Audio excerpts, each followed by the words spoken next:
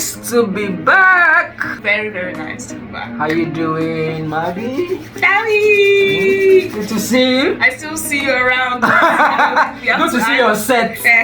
We have to act, like we've just seen each other Yeah. in a long time. So, hey, Daddy! Hello, good to see you. Wow, it's been a while. You look great. You got a haircut and yeah, all. like what you did with your hair. Thank you. Beautiful. So, guys, this is season 5. Woo!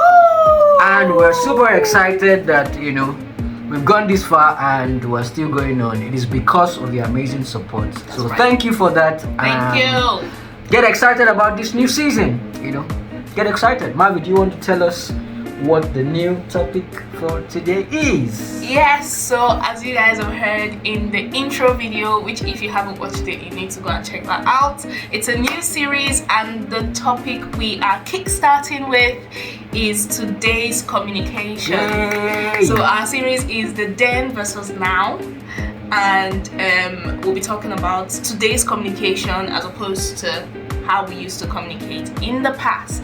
And of course, when we're talking about the past, think more around the Gen Z style of way and the oldies style of way of communicating. So let's get right into it.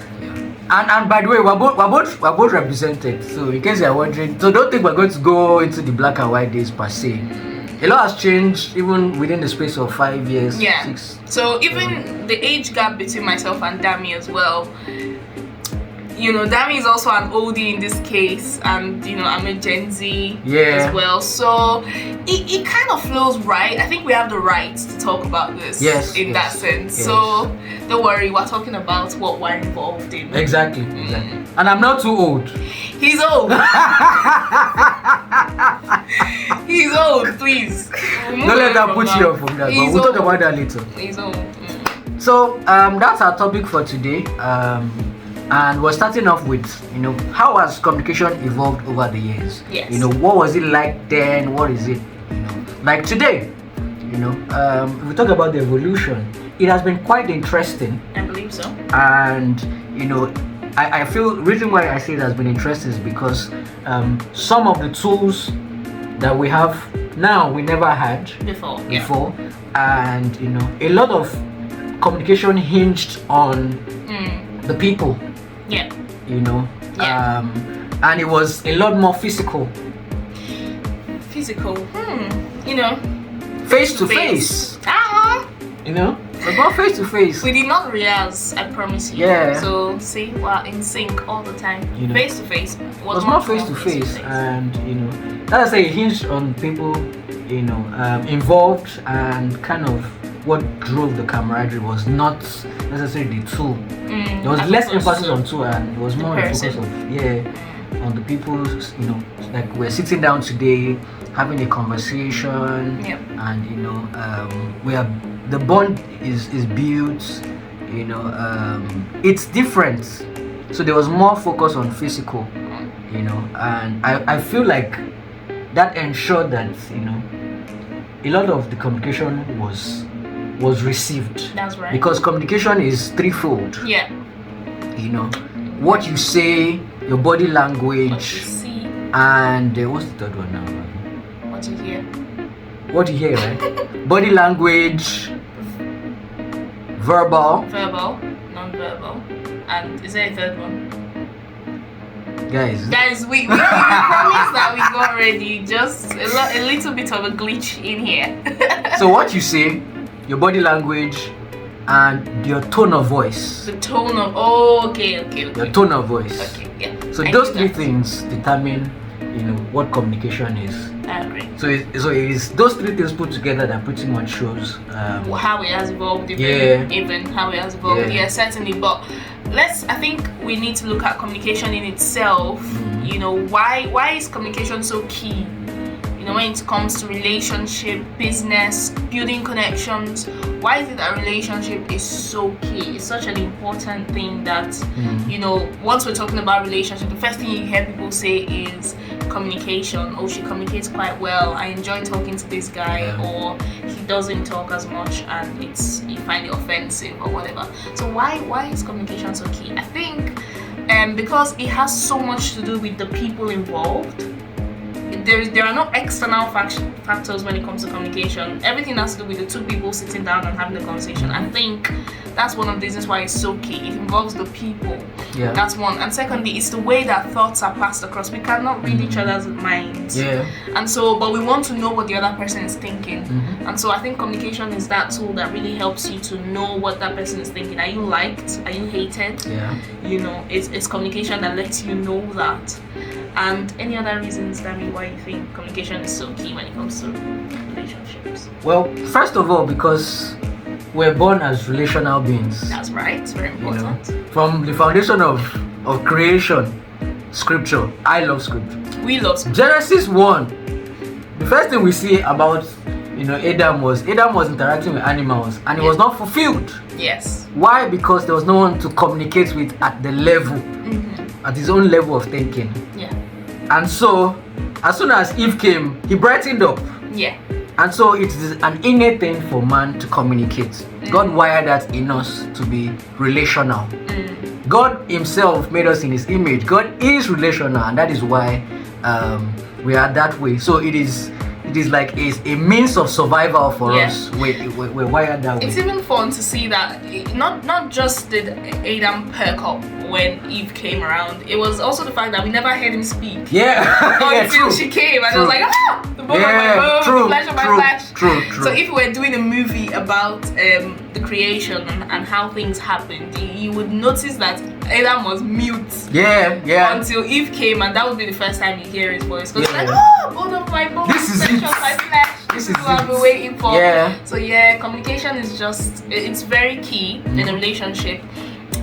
Very important, and just in building building relationships, just normally parents, not just romantic, it's very important. Yeah, it's an important key. Yeah, amazing. Now talking about it being important and how it's critical for us as human beings, the next question pretty much is, so what is it about face-to-face communication now? Because we're looking at then and now, but what is it about face-to-face communication that just builds that bond? It's just different. Now Facebook is trying, Zoom is trying, WhatsApp, and so many social networks we have out there, X, X. So many platforms we have out there, but I don't think anyone has succeeded in replicating what face-to-face does. So Absolutely what is it not about face-to-face that that technology has evolved but has still not been able to replicate that? I think it's, first of all, there's video calls, people always say that, but I believe that a human being communicates with the whole of their bodies. That everything about them communicates. As I'm speaking with Dami now, our legs are moving, so when the conversation becomes very heated up and intense, even the way that our legs move is a bit different. When I'm trying to explain a point and pass a point across, sometimes I tend to do this with my hands. Do you see what I'm doing?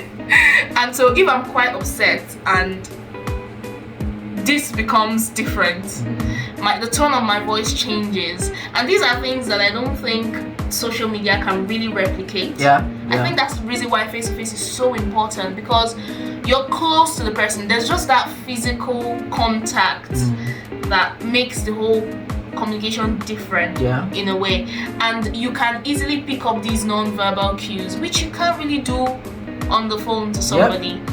And there's been several times where chats have been interpreted very much differently. A lot of times. From what the person actually intends. For example, if someone greets me in the morning when I've just come back from shift and I'm really tired, they can't see that I'm tired. And even when I tell them that I've just come back from a shift, they still don't know how tired I really am. And so if they send me a message like, oh, hello, marvelous, oh my gosh, and they're all, happy and pets, and I'm just like, I can't deal with this much energy. I've just come back from work and I just sent their good morning. It's, oh my god. From my end, it might just be a good morning, how are you? Very calm, very sweet. But the person is like, hi! And you're like, good, and they just say good morning, how are you? They might you see the way that the tone of voice can be misinterpreted because they can't actually hear the voice. So there's just that thing about, and then of course people might say, well, video call is good, but there's also a limit to it. Yeah. And network, please, let's not even go to let's not go into network connection right now. We're at 5G now, but but still sometimes we still go back to H+ for some reason. Yeah. So still, even at 5G, still not giving the full that face-to-face gives. As you said, those three things, the social networks are not able to bring the fullness of the three areas of communication. That's right. It doesn't bring the body language. And interestingly, you might need to note this: the bulk of our communication is body language. Over 50% of it is body language. Yes. So social network does not bring the over 50% of our communication to life. So that already is a red flag. Exactly. That's the major issue. That's why face to face cannot be replicated, because the body language is the key in communication. Then the tone of voice, and then what we say. So imagine what we say is the list, and that's all we text. So when we text, we have missed about 70% of our communication. So that's why face to face, you are getting the full bit of it. So while as Mavi has spoken, I'm seeing her body language. I can hear the tone of voice, the pitching when it goes up. So it brings the full experience of communication. It does, that, the others don't do. Yeah, it does. As much.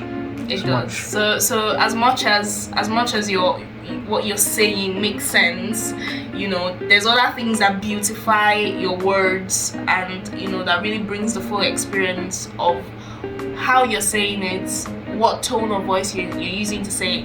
I can be very calm when talking and be like, oh hi, good morning, the notes that you sent to me the other day there was a mistake, and because you're seeing me, that I'm not upset, because although my tone of voice is calm, but I'm smiling, and you can tell that, oh, this person is not upset with me. But if I'm on the call with you and I'm like, oh hi, I noticed that the thing, you just assume that I'm talking with a serious face, and it's really, oh my god, I've committed an error or done that, which is not always like that. So like Dami said, 50% the body language carries. So then, because we've spoken about face to face, right? So these new ways that we've found to communicate, we have social media like we're talking about. What then is it good for? What is it good for? And how can we leverage its goodness in that sense? So what is it even good for? Because I feel like social media just complicates things. Like, I believe so much. I'm a firm believer in it doesn't need to exist. Like, seriously, if you can just call and maybe have, like, we had Skype. Where you didn't necessarily need to chat, but you could video call your loved ones from far away. I feel like if we have something like that, that's fine. But when social media came in and all this Instagram and TikTok, I'm like, what? It's not even about communication anymore. It's now about something else. About other things. So what do you think about that, Dami? So pretty much thinking about it, but the fact that the first thing that these new ways have done is they have made the world a global village. Okay, that's true. We can't argue with that. So we're in different places in the world. But literally. These new ways of communication has brought us together. Yes. That irrespective of where you are, you can engage with someone wherever they are. That's right. So that in itself is the first benefit. Before, numbers. In fact, the evolution was with numbers that you could call people. But now we have gone beyond being able to call people. We can able to see them. We can text. We can even Skype. We can have Zoom meetings. I'm sorry, I just want the Gen Z. That's why sorry, let's divert a little bit. They were saying, I don't know if you've heard, that between the millennials and the Gen Z now, there's something called the zillennials in the middle. It's true, because we had Skype now. Exactly. So there's Skype now. What does it evolve to now? There's Vibe. There was Vibe then. Yeah. So we are that generation. Although I think you're still a millennial regardless because you're old. But we're that generation. The zillennials are that generation that knew all this stuff but never really got around to using them. Yeah. So we quite relate well with the Gen Zs, and somehow we still relate with the millennials. Do you understand? So we're somewhere in the middle. You can't really place us anywhere. because we can relate to both. Both, yeah. I like that, I quite like that idea, because when I'm being called a Gen Z, I'm like, I can never understand how they think.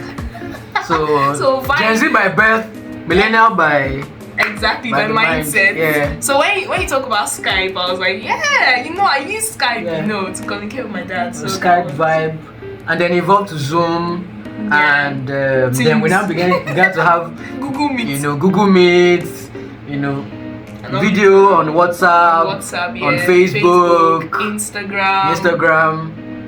So it became a thing. So we had video almost on almost all social networks. So that bringing the world to be able to come to one space is the number one advantage. Yeah. Now the second thing is that every relationship that starts needs to be built and maintained.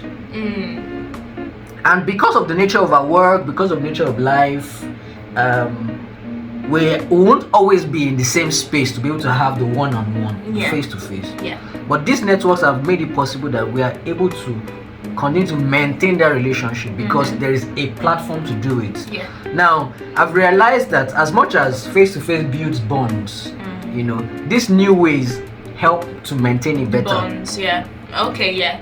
They help to maintain them because the power of a quick text, "Hi babe, how you doing?" Or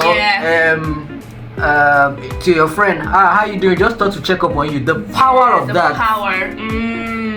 In the moment where you can't be there, but that text that you're there, it just lifts them up in the moment where they need you. It feels like you sent your text, you sent yourself through your text. Woo! And don't leave me, boss.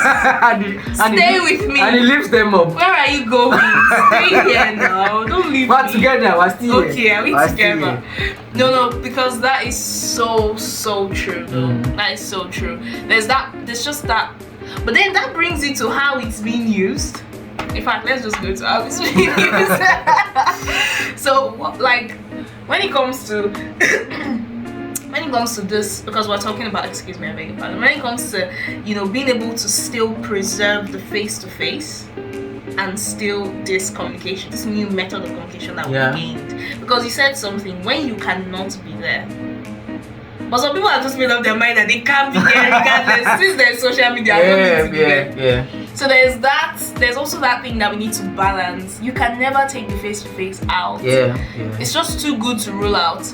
But when you can be there, that's when these things should provide an alternative for you. So I guess that's why it has become kind of an issue, and that's why it kind of has hampered communication. Yeah. Because then it's now used as a substitute for face-to-face. It is. Which it shouldn't be. To be honest, complement face-to-face. Exactly, to enhance that. I agree. So guys, in case you have been hiding away in texts and hiding away in social media, there's nothing that should substitute your the face-to-face. If you can, why not? If you can, why not? I miss the times where I sit with my mom and my brother on the well. Don't know if you know what a well is. We sit on the well, myself, my mom, my brother, and we're just talking, and my mom is telling us all about how she grew up and everything. There were priceless moments. And then, of course, being a Nigerian myself in Africa, there's much more of a social bond between people than there is in the western side of the world, which I've realized.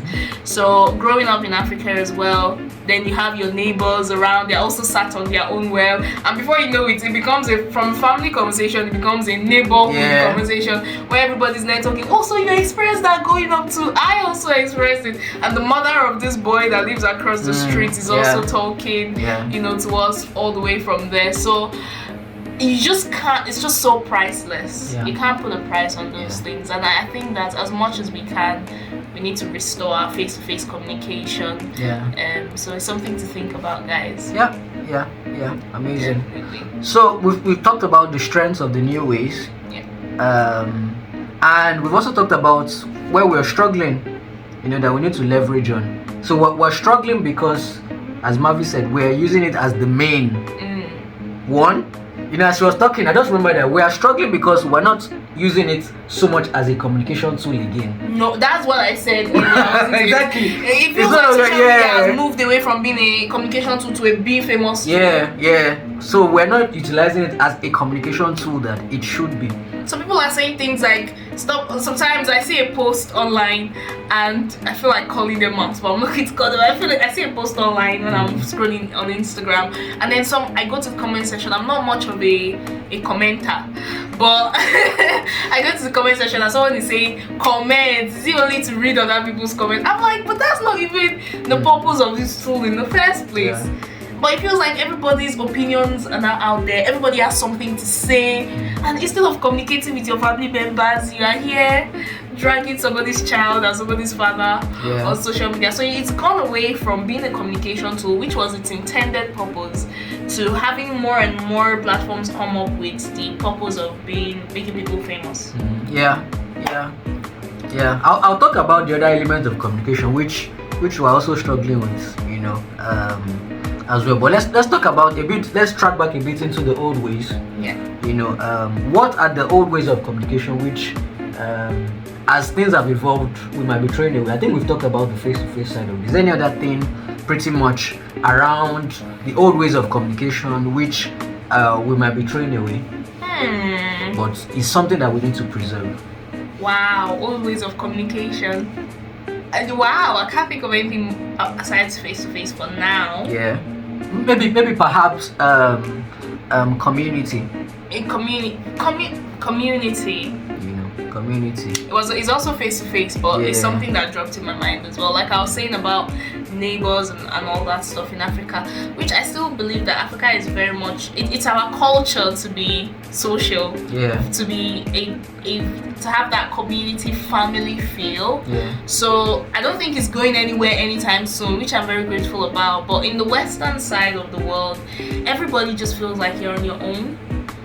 One of the culture shocks I received when I came to the western part of the world is that neighbors don't talk to neighbors as much. Yeah. I don't know, some people might say it's where you live. Not really. So in Nigeria, if I move, for example, I get married and then I move into my new home with my husband, what we'll do is we'll get little gifts. It might be like small chocolates or something, or you could even cook. Some people go as far as cooking and serving in small plates, and then we take to neighbors and say, hi, I'm your neighbor, I've just moved next door. I look forward to having a nice time in this place. Before you know it, conversation ensues. Oh, when did you move in? Oh, are you newlyweds? Oh, when was the wedding? How was it?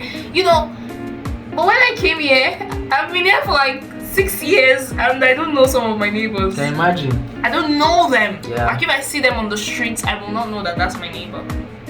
And imagine a lot of the opportunities to share, a lot of the opportunities, to exchange information, a lot of the opportunities to build each other up, do stuff together. Yeah. So that is being stifled, because that community has gone out of. So a lot of what we are saying. So the old way is being lost out, in the advanced communities. Yeah.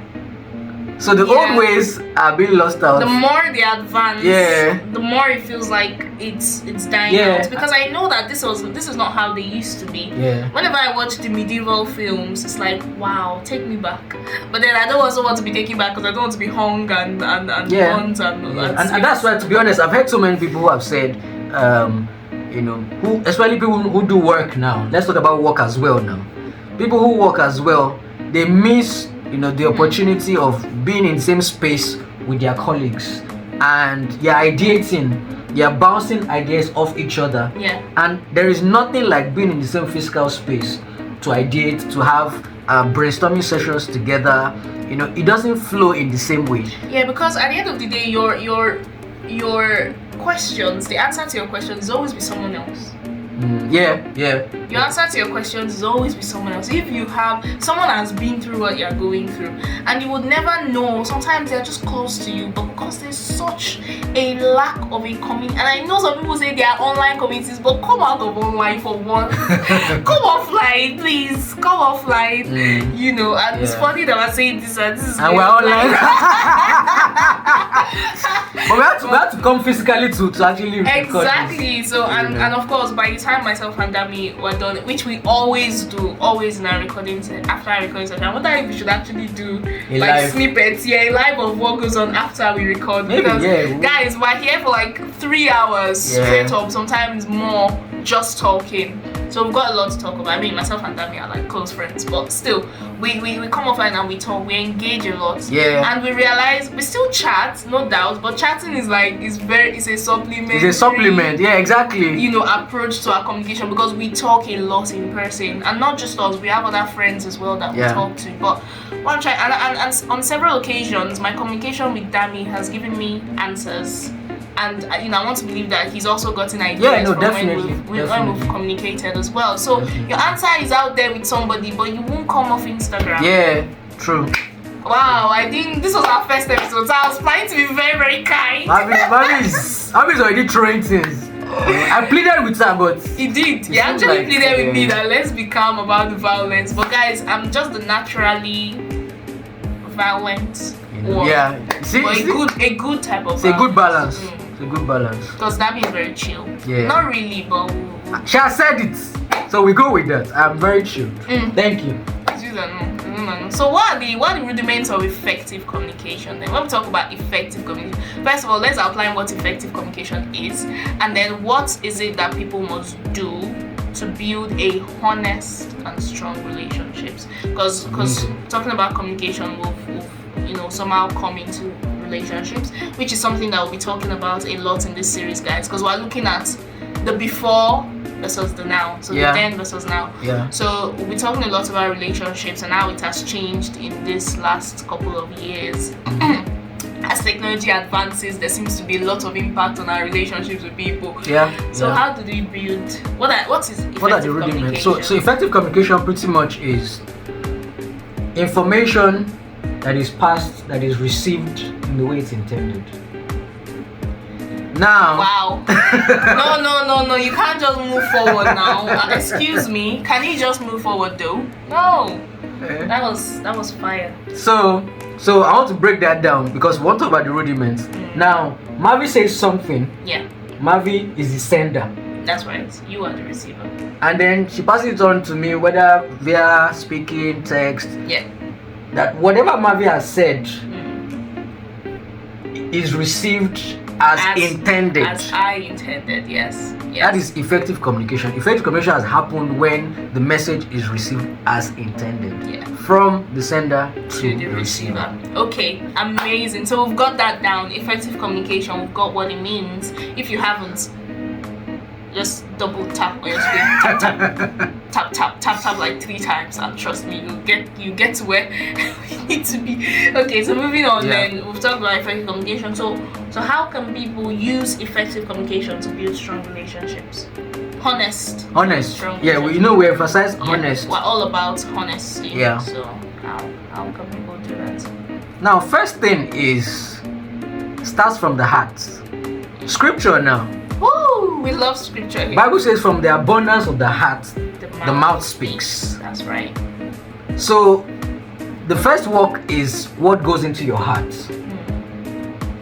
What goes into your heart? That's what scripture says. Think about good things that are excellent, things that are good reports, things. So think of positive things. Yeah. So you have to think well towards people to even speak well towards of people. So what are the contents of your heart? What do you think about? When you're thinking about people, what are the kind of thoughts that go through your mind? What are the things that you're allowed to seep into your mind as well? Will determine your kind of communication. Because I see a lot of people when they speak out of tone, it's not because you missed it, it's because that is what is in you. So a lot of times you're not aware of what is in you, but by the time you listen to your communication, you see what is in you. You see the product of what's in you. So first of all, ensure that the things that are going into your mind through your ears and your eyes are the right things. Important. Ensure that you feel right about people, no matter what happens to you, no matter what. Because we're talking about relationships now. Whatever you go through, make sure that it doesn't build any negative image about the person. Yeah. Because you can be sure that when you are talking to that person, that's where you see that you said the wrong things, or you get angry or whole abusive words, is because of the image you have of that person. So ensure that within you have built the right thoughts about people, you are thinking positively about people, and not allowing negative things to build a wrong image within you. Then this speaking thing is a skill, and you learn to communicate better the more you communicate. That's right. The more you communicate, don't shy. So if you keep just texting, you don't know how to engage people one-on-one. Because I say a lot of people, when they come out of their phones, they are not able, especially the younger generations, they're not able to communicate effectively. And you wonder, like, you look very shy in public, or you look very, the word. But you're fire on the phone. That was a good one. But you're very, very good on the phone. But you can't stop there, because there's phone lingua. There's phone lingua, and then there is coming into conversations physically, and you can't really use those linguas because they don't match the vibe of actually seeing this person face to face. So like you said, it's a lot of training, it's a lot of getting yourself used to it. Come out of YouTube. So in fact let me be practical now. So if you're in your school now, let me talk to you, because this is for younger people. If you're in your school now, it means that you must always go to school with the mindset of saying hello. You meet people, say hello. Classmates, say hello, say hi. I'm Damien, what course are you doing? That's it. That might be all that you've done for your first couple of, but that will begin to get you to warm up to people, to be able to say more, to be able to speak more. But if you're always on your phone, the day you're supposed to present, you wouldn't know. That's a big jump. You know what to do. Or the time that you're supposed to work in groups, you will not be as effective, because it's a big jump for you.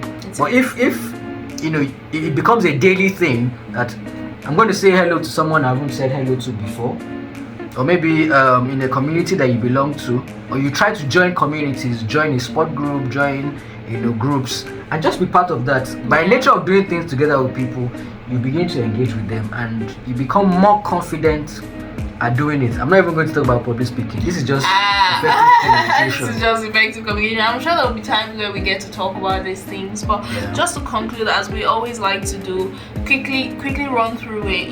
The then versus now when it comes to communication. What do you think? Drop your comments in the comment section. Let us know. We're now on YouTube. Hallelujah, glory.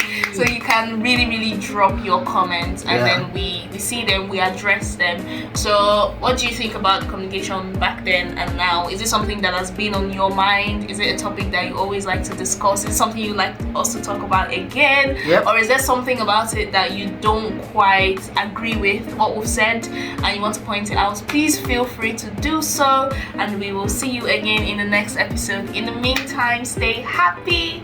We love you. See you later. Bye. Bye.